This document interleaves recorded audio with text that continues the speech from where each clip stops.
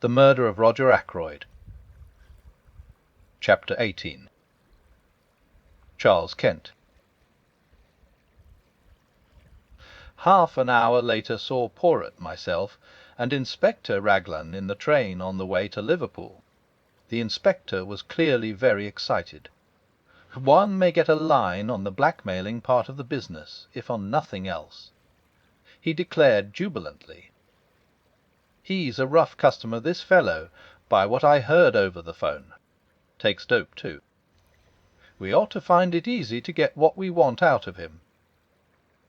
If there was the shadow of a motive, nothing's more likely than that he killed Mr. Ackroyd. But in that case, wise young Pattern keeping out of the way. The whole thing's a muddle, that's what it is. By the way, Poirot, you were quite right about those fingerprints. They were Mr. Ackroyd's own. I had rather the same idea myself, but I dismissed it as hardly feasible." I smiled to myself. Inspector Raglan was so very plainly saving his face. "As regards this man," said Poirot, "who is not yet arrested, no, detained under suspicion. And what account does he give of himself?" "Precious little," said the inspector with a grin. "He's a wary bird, I gather. A lot of abuse, but very little more. On arrival at Liverpool, I was surprised to find that Poirot was welcomed with acclamation. Superintendent Hayes, who met us, had worked with Poirot over some case long ago, and had evidently an exaggerated opinion of his powers.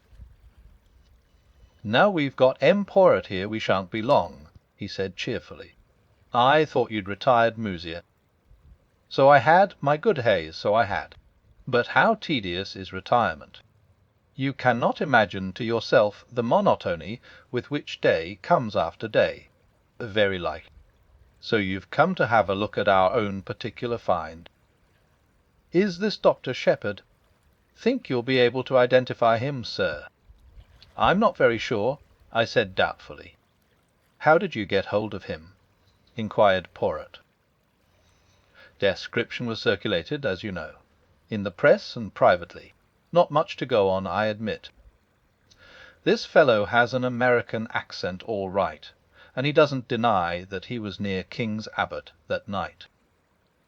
Just asks what the hell it is to do with us, and that he'll see us in, before he answers any questions. Is it permitted that I, too, see him?" asked Poirot. The superintendent closed one eye knowingly.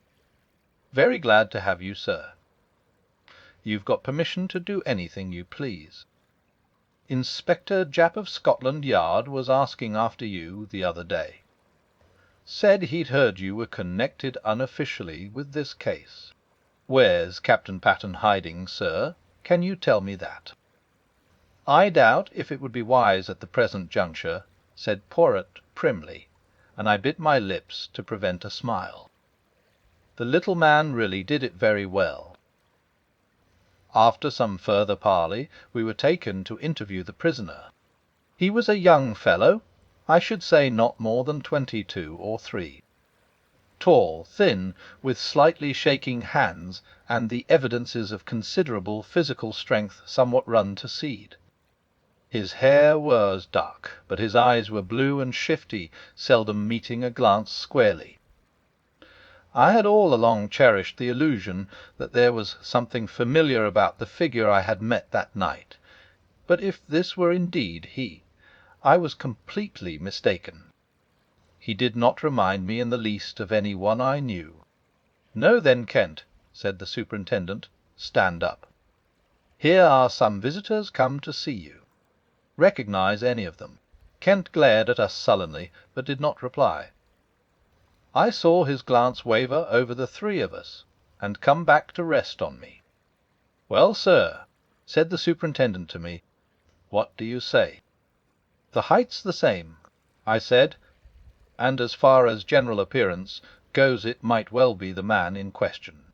Beyond that I couldn't go." "What the hell's the meaning of all this?" asked Kent. "What have you got against me? Come on out with it. What am I supposed to have done?" I nodded my head. "It's the man," I said. "I recognise the voice." "Recognise my voice, do you? Where do you think you heard it before?" "On Friday evening last, outside the gates of Fernley Park." "You asked me the way there." "I did I?" "Do you admit it?" asked the inspector.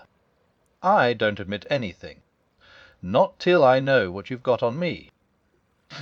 "Have you not read the papers in the last few days?" asked Poirot, speaking for the first time. The man's eyes narrowed. "So that's it, is it? I saw an old gent had been croaked at Fernley. Trying to make out I did the job, are you?" "You were there that night," said Poirot quietly. "How do you know, mister?" "By this." Poirot took something from his pocket and held it out. It was the goose quill we had found in the summer-house. At the sight of it the man's face changed. He half held out his hand. "The snow?" said Poirot thoughtfully. "No, my friend, it is empty." "It lay where you dropped it in the summer-house that night."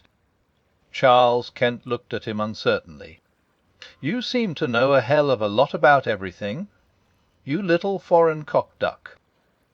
Perhaps you remember this: the papers say that the old gent was croaked between 9:45 and 10 o'clock. That is so, agreed Poirot. Wes, but is it really so?"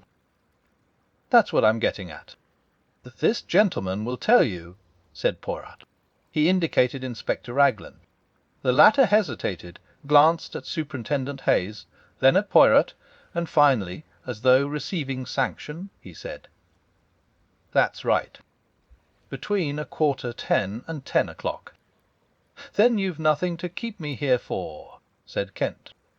"I was away from Fernley Park by 25 minutes past 9. You can ask at the Dog and Whistle. That's a saloon about a mile out of Fernley on the road to Cranchester. I kicked up a bit of a row there, I remember. As near as nothing to 9:45 it was. How about that?" Inspector Raglan wrote down something in his notebook. "Well?" demanded Kent. "Inquiries will be made," said the inspector. "If you've spoken the truth, you won't have anything to complain about. What were you doing at Fernley Park, anyway?" "Went there to meet some one." "Hoo-ho!" "That's none of your business. You'd better keep a civil tongue in your head, my man." The superintendent warned him. "To hell with a civil tongue. I went there on my own business, and that's all there is to it. If I was clear away before the murder was done, that's all that concerns the cops." "Your name, it is Charles Kent," said Poirot. "Where were you born?" The man stared at him. Then he grinned. "I'm a full-blown Britisher, all right," he said. "Wes," said Poirot meditatively, "I think you are." "I fancy you were born in Kent." The man stared. "Why's that?" "Because of my name." "What's that to do with it?" "Is a man whose name is Kent bound to be born in that particular county?" "Under certain circumstances I can imagine he might be," said Poirot very deliberately. "Under certain circumstances, you comprehend." There was so much meaning in his voice as to surprise the two police officers. As for Charles Kent, he flushed a brick red, and for a moment I thought he was going to spring at Poirot. He thought better of it, however, and turned away with a kind of laugh. Poirot nodded as though satisfied, and made his way out through the door. He was joined presently by the two officers. "We'll verify that statement," remarked Raglan. "I don't think he's lying, though. But he's got to come clear, with a statement, as to what he was doing at Fernley. It looks to me as though we'd got our blackmailer all right. On the other hand, granted his story's correct, he couldn't have had anything to do with the actual murder. He'd got £10 on him when he was arrested, rather a large sum. I fancy that £40 went to him. The numbers of the notes didn't correspond, but of course he'd have changed them first thing. Mr. Ackroyd must have given him the money, and he made off with it as fast as possible. What was that about Kent being his birthplace? What's that got to do with it? Nothing whatever, said Poirot mildly. A little idea of mine, that was all. Me, I am famous for my little ideas. You really? Said Raglan, studying him with a puzzled expression. The superintendent went into a roar of laughter. Many's the time I've heard Inspector Japp say that. M. Poirot and his little ideas. Too fanciful for me, he'd say, but always something in them. You mock yourself at me, said Poirot, smiling, but never mind. The old ones they laugh last sometimes, when the young, clever ones do not laugh at all. And nodding his head at them in a sage manner, he walked out into the street. He and I lunched together at an hotel. I know now that the whole thing lay clearly unravelled before him. He had got the last thread he needed to lead him to the truth. But at the time I had no suspicion of the fact. I overestimated his general self-confidence, and I took it for granted that the things which puzzled me must be equally puzzling to him. My chief puzzle was what the man Charles Kent could have been doing at Fernley. Again I put the question to myself, and could get no satisfactory reply. At last I ventured a tentative query to Poirot. His reply was immediate. "Mon ami, I do not think I know." "Really?" I said incredulously. "Wes, indeed." "I suppose now that to you it would not make sense if I said that he went to Fernley that night because he was born in Kent." I stared at him. "It certainly doesn't seem to make sense to me," I said dryly. Said Poirot pityingly. "Well, no matter. I have still my little idea."